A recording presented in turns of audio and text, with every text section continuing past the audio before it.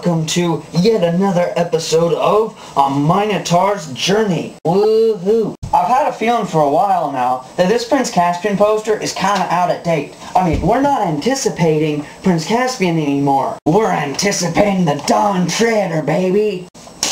Ah, the joys of Scotch tape.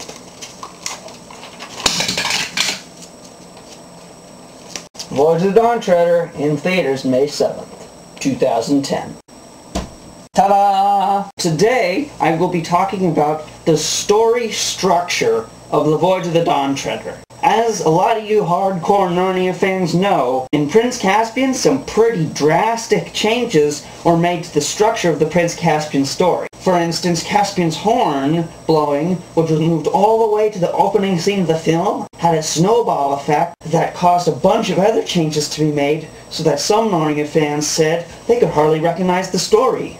I actually applauded them, though, in Prince Caspian for leaving so many of the basic scenes in Prince Caspian in. The whole journey to Prince Caspian's camp was pretty much there. It was just a lot shorter in the first third of the movie, not like 3/4 of it. So today I will be talking about the structure of the Voyage of the Dawn Treader and what they're probably going to do with it. Because the Voyage of the Dawn Treader is a very weirdly structured book. Most of the action and stuff happens in the first half of the book. Towards the end, it gets smaller and smaller and smaller into a kind of anticlimax, into where there's just nothing but a grassy openness at the end of the world. I mean, you would have expected something at least a little bigger at the end of the world. So today, I'm going to see how can they rearrange the basic scenes in the Voyage of the Dawn Treader so that they stay very faithful to the story, but still have a good cinematic film. Here are all the main things that happen in the Voyage of the Dawn Treader. You can pause this video for a moment to look at all of them. Here are all the essential events in the Voyage of the Dawn Treader. All the ones that are not completely essential to the story, I have crossed out. So all those scenes in there that are not crossed out, they have to leave those in. The action sequences is the tricky part. What you want with action sequences is, ideally you want a big action sequence at the beginning of the movie, and then have action sequences paced out through most of the movie pretty evenly, and then you have all the action sequences build up into a big, gigantic climax, and after that, you have a period of happiness and conclusion where there's not much action at all. All the action sequences in the Voyage of the Dawn Treader are pretty much in the first half of the book.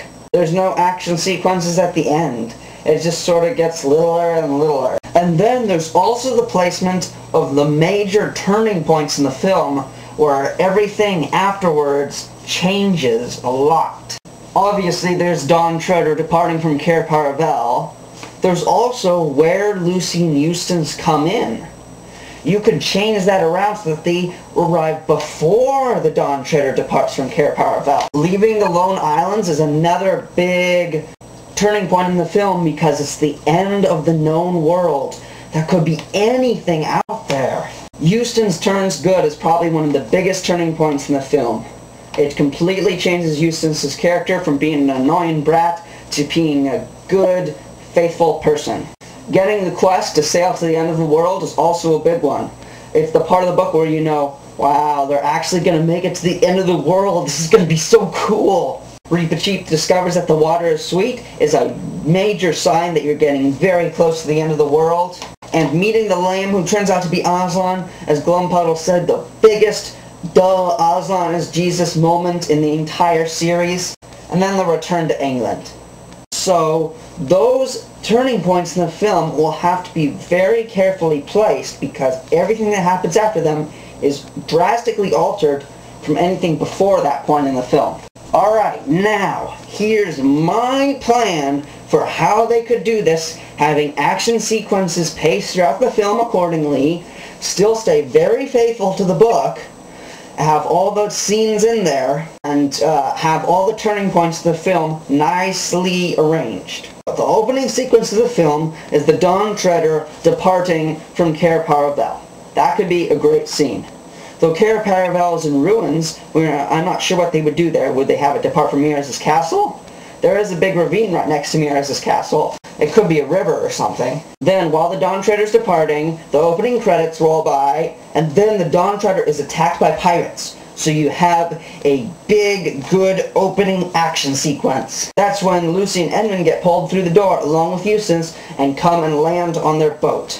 And Lucy and Edmund would help Caspian fight the pirates, and Eustace would be all disgusted, like, where the heck is this? What are pirates doing here?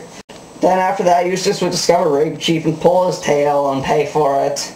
Then they would arrive at the Lone Islands, throw out Gumpus. This could be another big action sequence. The battle with Gumpus. And there's the huge storm. The Dawn Treader is going to be in trouble. They need to land at an island soon, or they won't have enough resources to survive. And then here's probably the biggest change I make. I'm moving up Ramandu's Island from towards the end of the book all the way to towards the beginning of the movie. So that way, there's a quest right at the beginning. There's an object, a goal for the characters. It's not like, oh, let's just diddle around in the Dawn Treader and meet all this weird stuff. Then after that, they can meet the Dufflepuds and see Korakin, just so that that scene can be there. Then after that, I'm thinking we should build up the weirdness. So gradually things will get weirder and weirder.